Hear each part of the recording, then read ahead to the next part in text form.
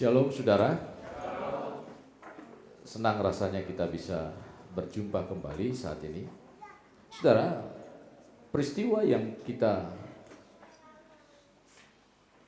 alami saat ini atau kita rayakan saat ini bukan merupakan satu peristiwa biasa, tetapi sejarah yang dicatat oleh dunia dan bahkan saat ini kita memperingatinya, yaitu tentang kelahiran Yesus Kristus. Jadi Yesus Kristus bukan cerita fiktif.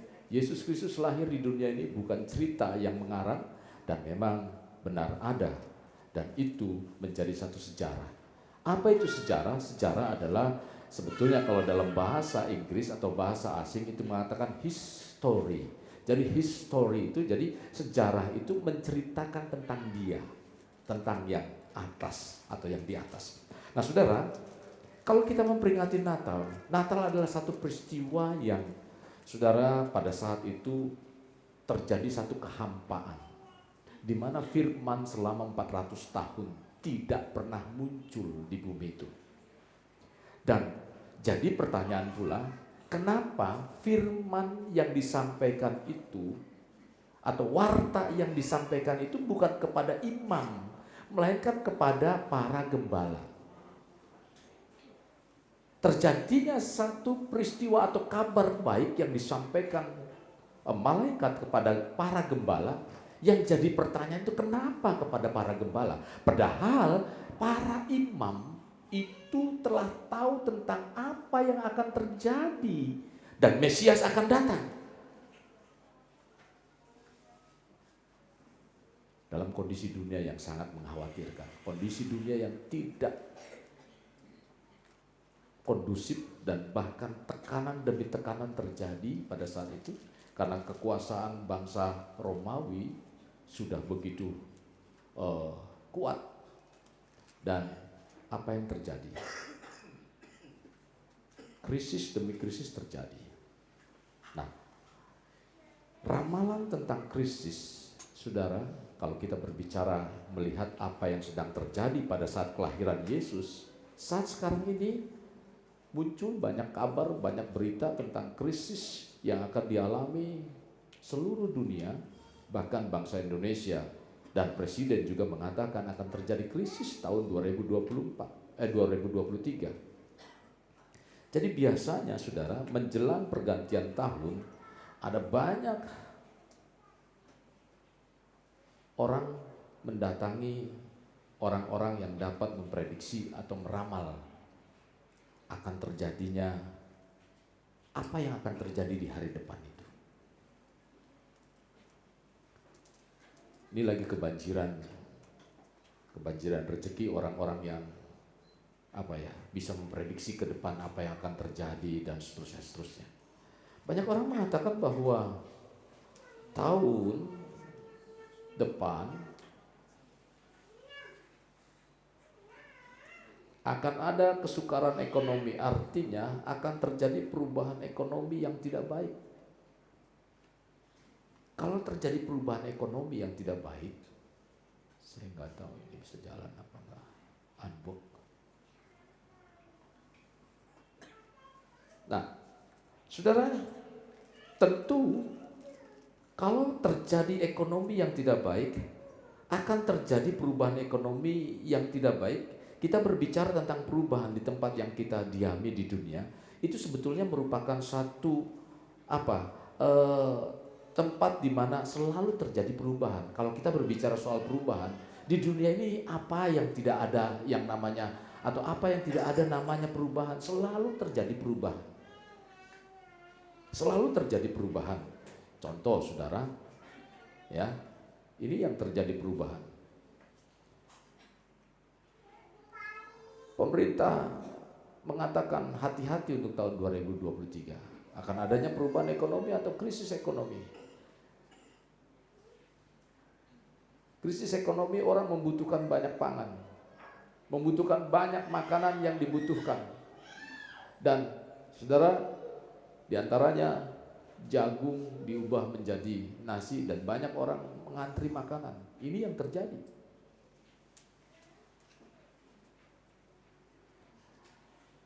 Maka dari itu kita butuh terobosan. Terobosan berarti mampu menembus keadaan yang sulit dan terjadinya satu perubahan. Ini merupakan satu yang tidak mungkin terjadi atau tidak dapat dicerna oleh akal sehat. Karena apa? Dalam kondisi yang krisis atau kondisi yang sulit, saudara, ini akan sulit untuk terjadi, mengalami perubahan. Sebenarnya saudara, yang harus terjadi perubahan bukan kondisinya, kitanya yang harus berubah dalam menyikapi itu. Betul. Kondisinya, kekurangan perekonomian dan seterusnya bukannya permasalahannya yang berubah, tetapi kitanya yang harus berubah. Bagaimana menyikapi perubahan itu? Nah, kita ambil sikap dalam Lukas pasalnya yang kedua ayat 10. Bagaimana peristiwa itu terjadi? Lukas 2 ayatnya yang ke-10. Lalu kata malaikat itu kepada mereka, jangan takut, sebab sesungguhnya aku memberitakan kepadamu kesukaan besar bagi seluruh bangsa.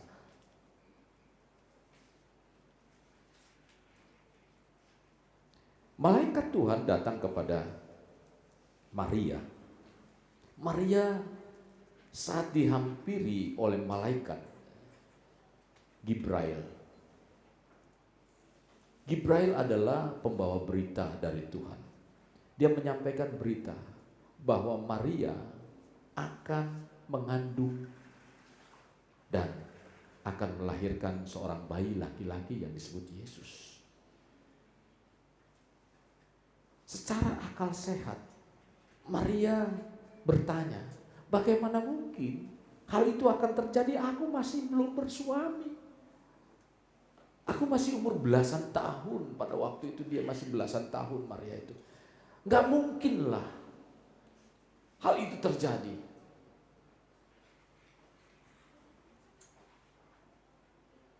Maria sadar bahwa apa yang disampaikan itu, dia mempunyai kesadaran bahwa suatu saat nanti akan terjadi menimpa dalam kehidupannya.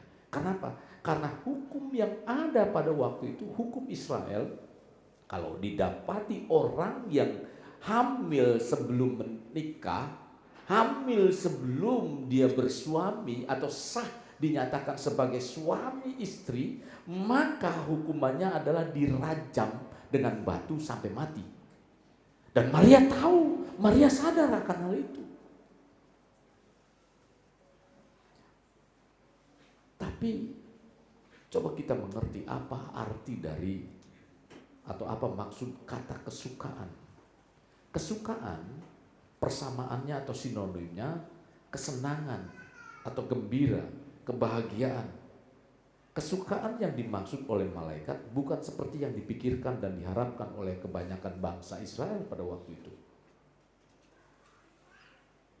Bangsa Israel berharap bahwa dia akan bersuka ketika mungkin dia akan dibebaskan dari perbudakan di Mesir, atau tekanan dari kekaisaran Romawi pada waktu itu. Mereka berpikir, aku akan dibebaskan dari tekanan bangsa Romawi. Saat kelahiran Yesus, malaikat menyatakan satu pandangan yang lain, saudara. Pandangan yang lain atau pandangan yang berbeda tentang kesukaan. Pernyataan malaikat menunjukkan bahwa kesukaan besar bukan hanya diperuntukkan kepada bangsa Israel, tetapi lebih luas, yaitu kepada seluruh bangsa. Hal ini, saudara, sejalan dengan yang dikatakan Yesus dalam Yohanes 3 ayat 16. Karena begitu besar kasih Allah akan, sehingga ia mengaruniakan supaya barang siapa yang percaya kepadanya tidak akan binasa. Nah, isi dari pernyataan malaikat tentang kesukaan besar adalah tentang lahirnya juru selamat di kota Daud yang diberikan oleh Tuhan untuk apa? Untuk manusia dan dunia. Jadi Yesus Kristus itu bukan untuk orang Kristen sebetulnya, tetapi untuk semuanya. Karena Yesus lahir bukan mendatangkan, atau Yesus lahir ke dunia ini bukan membawa berita agama. Jadi Yesus tidak menyampaikan agama Kristen. Yesus menyampaikan berita kebenaran Tuhan. Jadi setiap orang yang percaya akan kebenaran dari Tuhan, yaitu menerima Yesus Kristus sebagai Tuhan dan Juru Selamat dalam kehidupannya, dia menerima kebenaran Tuhan. Jadi Tuhan yang membenarkan, bukan agama yang membenarkan. Agama tidak membawa kita selamat sampai ke surga tanpa Yesus. Ini penting harus kita pahami. Nah saudara, maka Daud menjadi garis keturunannya. Nah untuk mengerti apa yang akan terjadi waktumu untuk mengalami terobosan, saudara, kita harus memahami secara rohaninya terlebih dahulu. Karena Yesus lahir, saudara, Yesus lahir ke dalam dunia ini untuk menembus, saudara, satu pemikiran yang logika atau logika yang tidak masuk akal. Kenapa Tuhan lahir ke dunia ini? Jadi harus dipahami pemahaman rohani. Kalau kita ingin mengalami terobosan adalah kita harus mengalami satu terobosan rohani terlebih dahulu. Terobosan rohani adalah terobosan utama dan awal untuk mengalami terobosan jasmani. Jadi kalau kita ingin mengalami terobosan secara rohani, secara jasmani dalam kehidupan kita, apa yang saudara inginkan dalam kehidupan saudara tentang terobosan itu? Tentang perekonomian saudara, tentang rumah tangga saudara, masa depan saudara, tentang keluarga, apapun yang saudara ingin dan harapkan agar Tuhan membawa kehidupan kita dan mengalami terobosan itu, pertama yang harus kita bangun adalah terobosan secara rohani. Terobosan rohani adalah terobosan utama dan awal sekali lagi untuk mengalami terobosan jasmani. Mengalami terobosan rohani kita harus melakukan pemetaan rohani terlebih dahulu.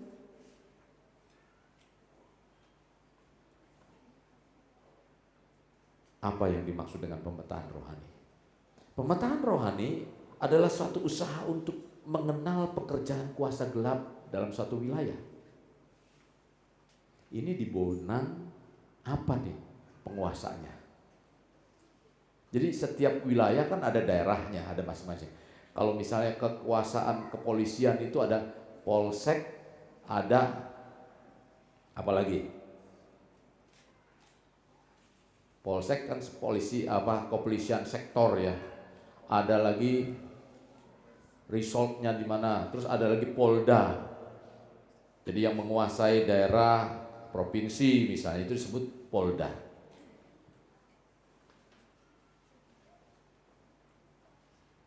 Nah, di dalam kuasa kegelapan itu ada yang namanya daerah-daerah kekuasaan. Sekitar saudara, misalnya di rumah saudara itu ada kuasa-kuasa kegelapan yang menguasai. Sehingga dia ingin menghalangi doa-doa kita itu tidak dijawab.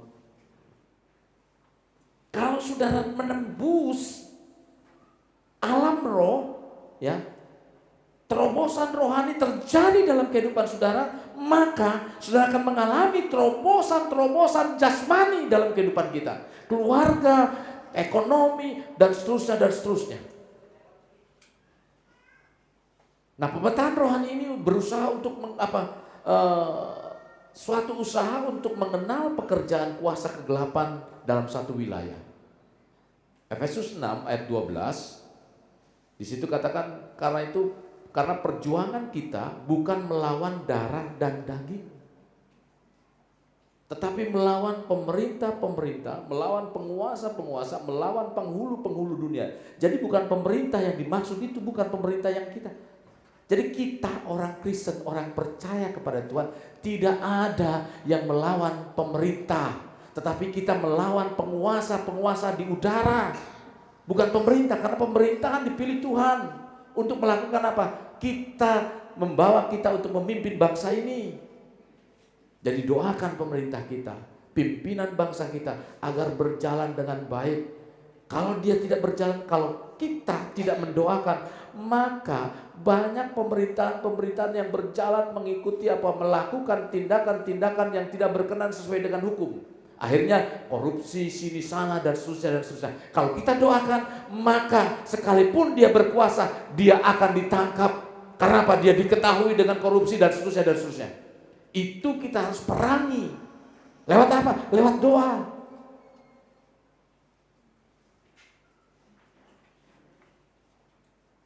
Kuasa-kuasa inilah yang menghalangi doa-doa kita. Terlebih hal-hal yang dahsyat ketika saudara meminta kepada Tuhan. Perkara-perkara dahsyat terjadi. Tentang apa? Misalnya tentang perekonomian saudara, tentang permasalahan keluarga. Kalau saudara nggak lakukan itu, ini akan berputar-putar seperti apa? Seperti saudara rantai yang tidak pernah putus. Kenapa? Karena ada di balik itu ada kuasa-kuasa atau penghulu-penghulu di udara yang tidak bisa ditembus oleh doa saudara. Tahun depan 2023, saya percaya saudara akan mengalami hal-hal yang dahsyat, hal-hal yang luar biasa kalau saudara mau menjamin atau membawa kehidupan saudara untuk memiliki terobosan rohani. Nah, saudara ingat tentang kisah Daniel 10 ayat 3. Daniel berdoa tentang apa? Agar terjadi perubahan di bangsanya. Ternyata doa yang sudah dikirim jawaban oleh Tuhan terhalang di udara. Selama berapa hari? Selama sekian hari Daniel tidak menerima jawaban doa. Karena apa? Dihalangi di udara. Lalu Tuhan kirim pemimpin pasukan perang. Siapa? Mikael. Jadi waktu Gabriel dikirim atau mengirim berita untuk memberikan jawaban kepada Daniel, dihalangi. Dan akhirnya Tuhan mengirim Mikael untuk berperang melawan penguasa-penguasa di udara pada waktu itu, yaitu bangsa Persia. Kalau sekarang itu Iran.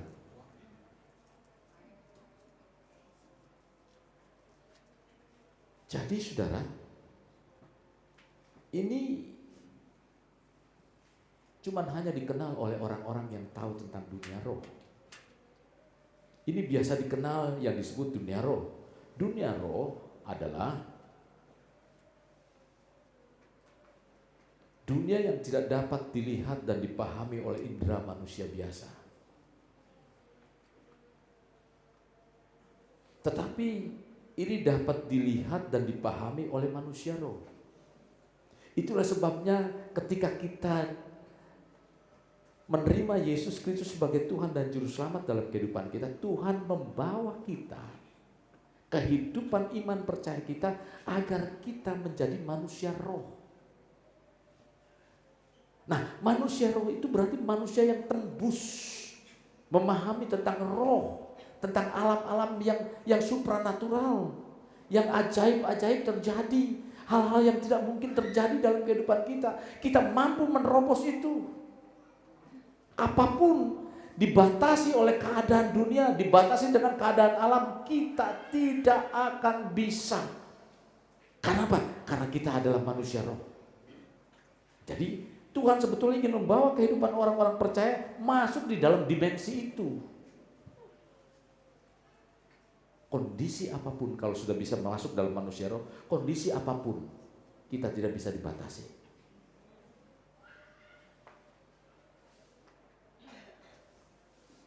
Dalam dunia roh ada dua kuasa besar, kuasa gelap dan kuasa terang tentunya. Kuasa gelap, saudara, diketahui supaya dapat kalau mau mengalami terobosan rohani, kita dapat mempelajari bagaimana kuasa gelap hal itu terjadi supaya kita ketahui dapat mengalahkan mereka. Nah, untuk dapat mengalahkan mereka, kita menggunakan nama Yesus, dalam nama Yesus atau darah Yesus. Jadi kalau saudara itu ada yang berat-berat, misalnya ya dia nggak mau pindah nih, tempat saya, kerajaan saya. Dan itu saudara enggak, itu percaya atau tidak, itu ada kerajaannya loh. Nah, contoh, saudara sering kalau ke tol itu, tol yang namanya kilometer katanya sering terjadi kecelakaan, kilometer berapa itu, yang ke Bandung, itu ada kerajaannya di sana.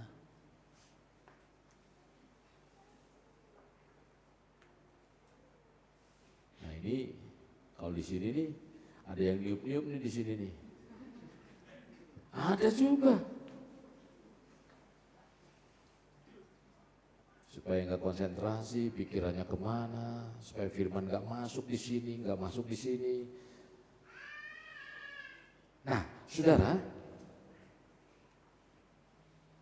kuasa terang Allah Bapa, Kristus dan Roh Kudus serta malaikat-malaikat surga itu kuasa terang. Dan kuasa gelap, saudara, iblis, segala pengikutnya, antek-anteknya seperti roh jahat, roh di udara. Jadi mengalami terobosan rohani yang efektif.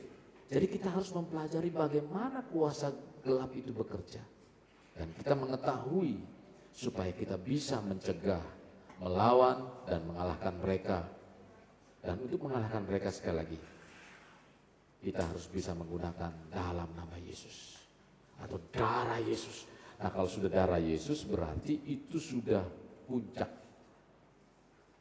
Puncak artinya kalau nggak bisa, jadi mesti ada ya. Kalau yang sulit-sulit darah Yesus. Tapi kalau sudah biasa, usir aja dalam nama Yesus begitu. Tapi kalau yang sulit pakai darah Yesus, dia akan pasti kalah.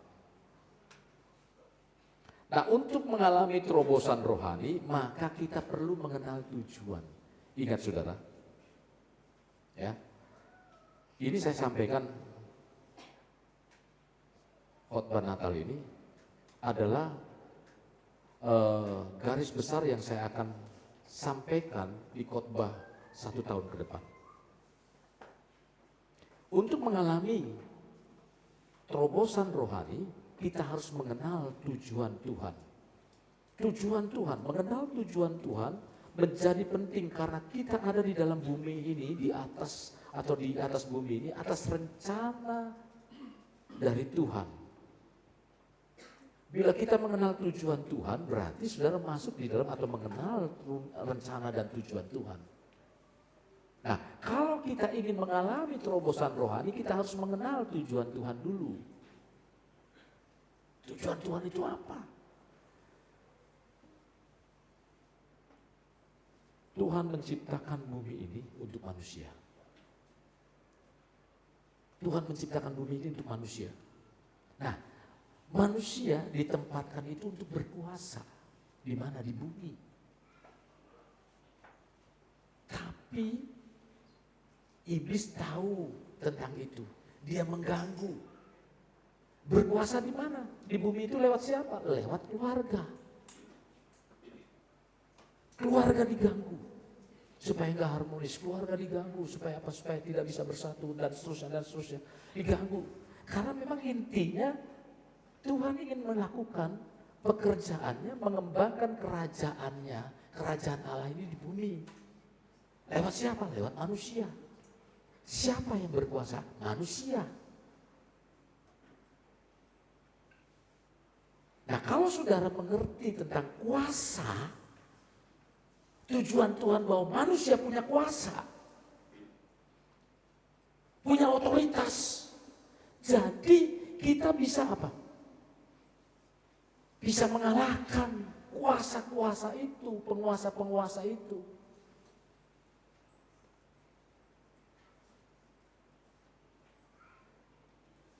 Kalau kita mampu mengerti tujuan Tuhan, maka kita akan dibawa ke sana. Saudara, kisah tentang apa? Tentang Maria. Dia tahu nggak apa yang akan terjadi? Tahu Maria itu. Tapi dia tahu tentang tujuan Tuhan. Sekalipun dia menderita, dia bilang, aku tahu akibatnya apa? Akan mati dirajam. Tetapi karena dia tahu tentang tujuan Tuhan, Tuhan jaga, Tuhan lindungi. Ya.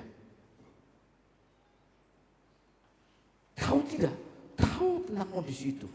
Dan apa yang tidak mungkin bisa menjadi mungkin karena apa? Dia tahu tentang tujuan Tuhan. Jadi kunci utama kita, saudara jangan takut krisis apapun yang menimpa tahun 2023. Jangan berdoa krisis disingkirkan.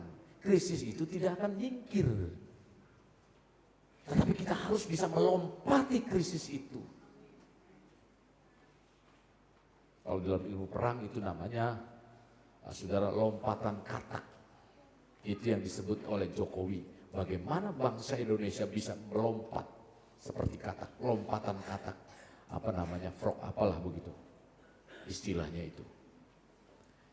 Jadi kita coba lihat apa sih yang menjadi ada kekuatan dalam kehidupan kita. Itu yang dimunculkan. Dan itu yang difokuskan. Itu yang dibawa loncat. Nah, kalau kita tidak memahami hal yang seperti itu, kita tidak akan mengalami terobosan. Jadi tujuan awal Tuhan menciptakan kita, kita harus pahami itu. Ini gambaran besar, sekali lagi gambaran besar. Jadi nanti 2 bulan pertama saya akan berbicara tentang 1 bulan pertama, 1 sampai 6 bulan saya berbicara tentang terobosan rohani. Terobosan rohani dari bulan ke-1, bulan kedua saya berbicara tentang bagaimana mengenal tujuan Tuhan. Bulan kedua sampai dengan bulan keempat ini kita baru menghidupi tujuan Tuhan. Jadi kalau kita sudah tahu nanti tentang apa yang menjadi tujuan Tuhan, kita harus menghidupi tujuan Tuhan itu. Apa kata menghidupi? Menghidupi tujuan Tuhan, kata menghidupi berasal dari kata dasar hidup, artinya bergerak, bekerja, tumbuh, tetap menyala. Jadi menghidupi artinya memelihara agar tetap bergerak. Apanya yang tetap bergerak? Tujuan Tuhan yang ada dalam kehidupan kita ini tetap ada. Sehingga saudara menghadapi krisis apapun, saudara nggak akan takut. Karena apa? Karena saudara tahu Tuhan menciptakan kita serupa dengan apa? Serupa dan segambar. Atau segambar dan serupa dengan di Tuhan. Jadi di dalam hidup saudara, di dalam hidup kita ada Tuhan, ada pribadi Tuhan dalam kehidupan saudara. Jadi kalau saudara mengerti tentang tujuan Tuhan menciptakan saudara di bumi ini, saudara akan tahu Dia yang bertanggung jawab. Coba saudara perhatikan dalam hidup saudara, apapun kondisi saudara, ya, apapun kondisi kita, tetap pemeliharaan Tuhan itu selalu ada. Nah, penting untuk kita ketahui, saudara.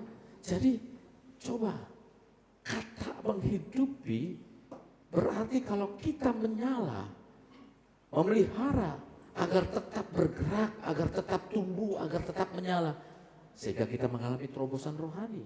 Kita akan mengalami ketika kita menghidupi tujuan Tuhan. Menghidupi tujuan Tuhan berarti memelihara kerajaan Allah tetap hidup di kehidupan kita. Tetap bekerja dalam kehidupan kita. Karena saudara, tujuan Tuhan adalah bagaimana saudara berkuasa di bumi dan mengembangkan kerajaan Allah. Kalau saudara tahu tentang tujuan Tuhan, saudara berkuasa dan mengembangkan kerajaan Allah, saudara hidupi itu. Ketika saudara menghidupi, maka saudara akan mengalami terobosan. Itu terobosan rohani ya. Nah, kunci untuk mengalami hal itu saudara, kuncinya hanya satu, rendahkan diri kita seperti Kristus. Untuk dapat sungguh-sungguh berjalan dalam tujuan Tuhan, kita perlu memiliki hati yang siap dibentuk. Kalau kita mau menghidupi tujuan Tuhan, kita memiliki hati yang siap dibentuk. Kadang-kadang gak enak saudara, dibentuk Tuhan. Ya. Karena apa? Karena dibentuk sesuai dengan keinginan Dia, bukan keinginan kita. Kalau kita dibentuk dengan keinginan, contoh misalnya, kita diajak kemana, dituntun terus, jangan ke sono, ditarik lagi ke sini, nggak enak. Tapi enak kalau kita apa? Kalau kita dituntun oleh orang yang tahu semuanya, nggak akan susah saudara. Jadi maka dari itu perlu kita menjadi bagian Tuhan dalam kehidupan kita. Setelah kita menghidupi, maka kita akan menjadi bagiannya. Nah, gini, Tuhan menjadikan kita masuk dalam rencananya. Sebagai apa? Sebagai anggota atau keluarga kerajaan Allah. Contoh, saudara tinggal di mana? Tangerang.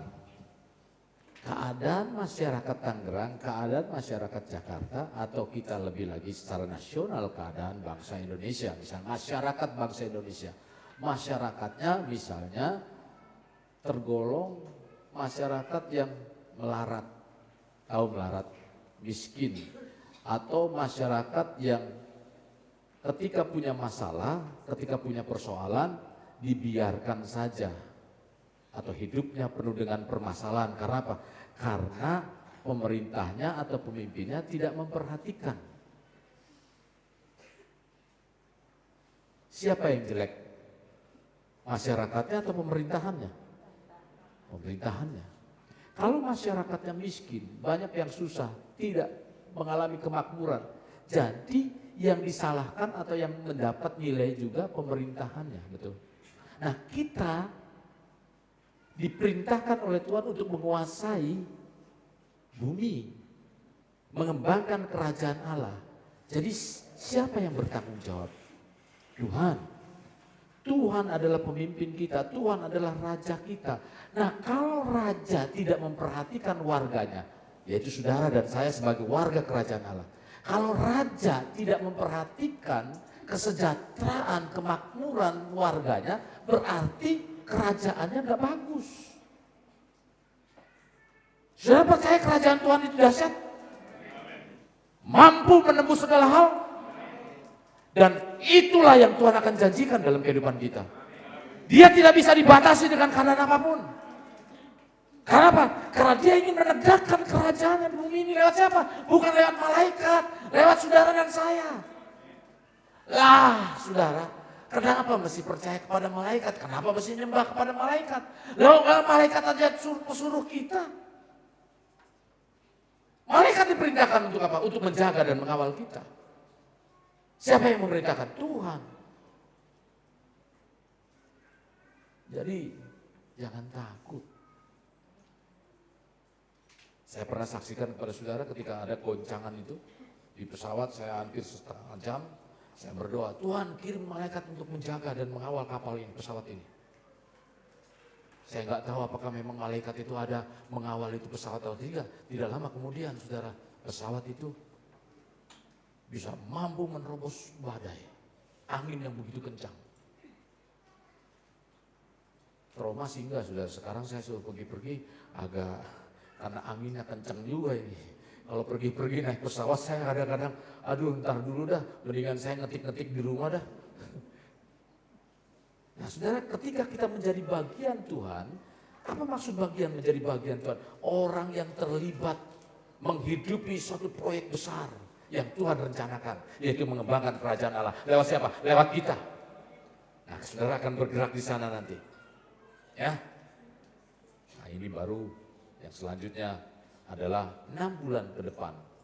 Dari bulan Juli sampai dengan September, kita akan berbicara tentang terobosan jasmani. Ketika Maria menerima itu, apa yang terjadi? Saudara, ada sesuatu yang besar. Nah kadang terobosan jasmani ini saudara, ya ini dia kepingin kurus, pas ngeliat kaca besar begitu,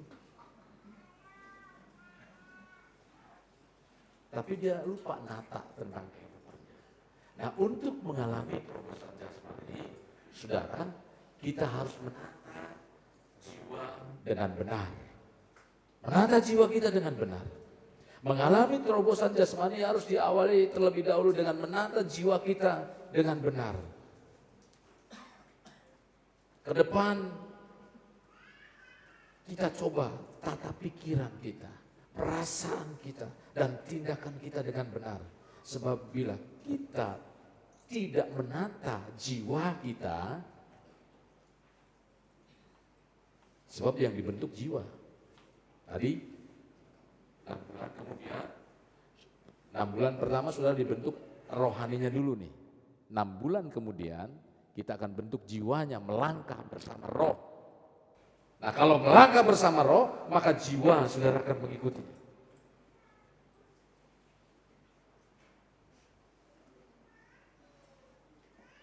Jadi hal yang sangat penting dan mendasar untuk menata jiwa adalah agar terjadi apa? Agar terjadi terobosan. Setelah itu bagaimana kita mengucap syukur. Dalam menjalani kehidupan saudara, tidak ada yang namanya tanpa tantangan atau tanpa gelombang. Permasalahannya saudara, bagaimana kita bisa gak menempatkan firman Tuhan? Bisa gak kita firman Tuhan yang telah menyampaikan pesan agar kita mengalami terobosan menghadapi tantangan adalah dengan mengucap syukur. Sebab firman Tuhan kata-kata apa? Mengucap syukur dalam segala hal. Jadi kalau segala hal apa? Dalam baik, dalam tidak baik kita harus mengucap syukur.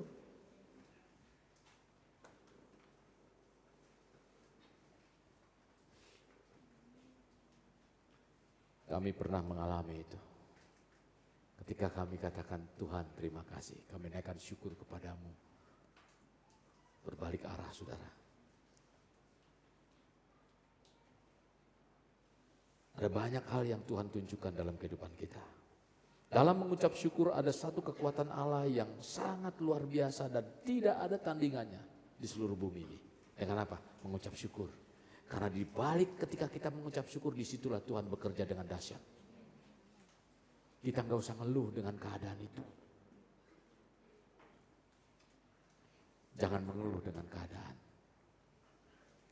Justru kalau saudara keadaan menimpa kehidupan saudara, keadaan krisis menimpa kehidupan kita, kita harus fokus dan lebih mendekat kepada Tuhan.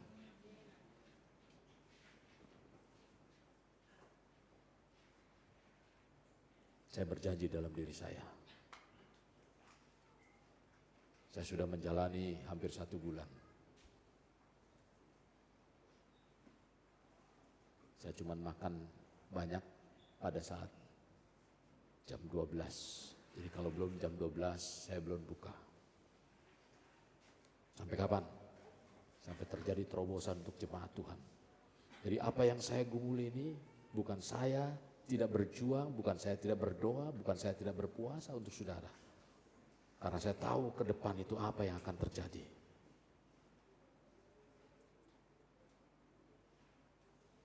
Kalau saudara tidak ikut serta, bisa terbawa dengan keadaan. Jangan menyalahkan keadaan, tapi mari kita rubah. Jangan merubah keadaan, rubah diri kita. Seringkali kita ingin menuntut orang lain berubah, tapi diri kita tidak pernah mau berubah. Jangan harap terjadi perubahan kalau engkau tidak berubah. Saudara, apapun keadaan yang Tuhan izinkan dalam hidup kita, baik dalam keadaan susah, dalam keadaan terjepit, dalam keadaan yang mungkin tadi saya sudah katakan baik atau tidak, saudara. Dalam pergumulan besar, kekurangan barangkali, sakit, lemah, putus asa. Banyak apa lagi? Banyak pikiran, banyak masalah, banyak hutang, banyak jerawat. Karena banyak pikiran jadi jerawat muncul.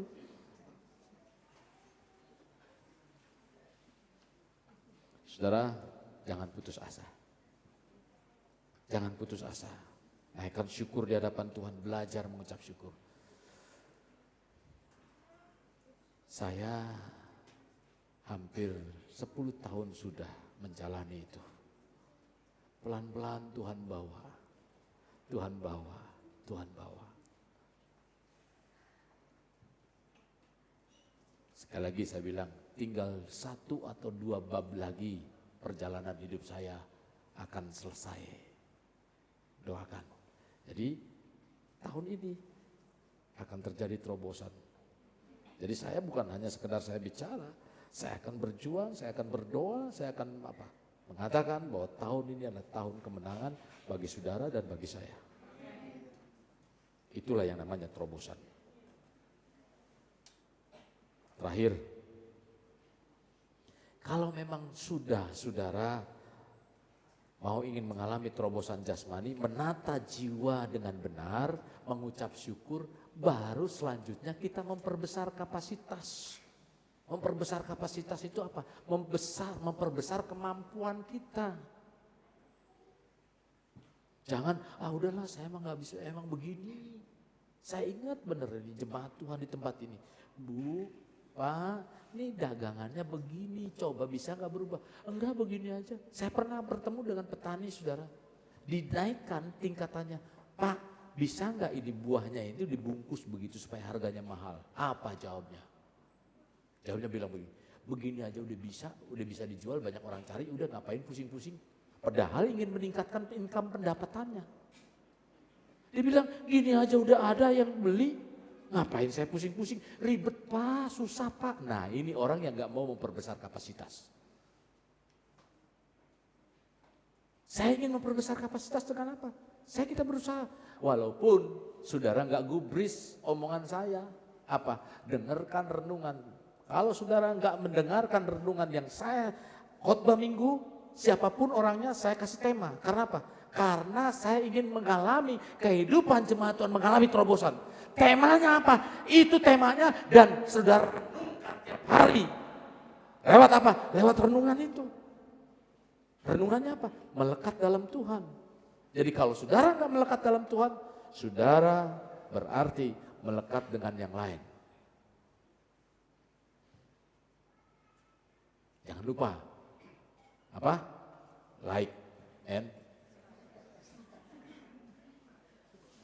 kalau yang sudah subscribe, saudara jangan subscribe lagi. Kalau ada merah itu dipencet. Kalau sudah nggak merah, jangan dipencet, dia akan balik lagi.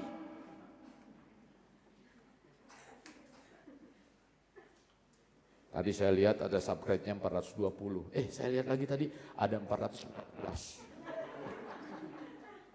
Berarti ada yang sudah pencet. Hitam dipencet lagi saudara, jadi merah lagi. Saya sekali lagi ya. Supaya saudara memperbesar kapasitas rohani saudara. Dan mengalami terobosan itu.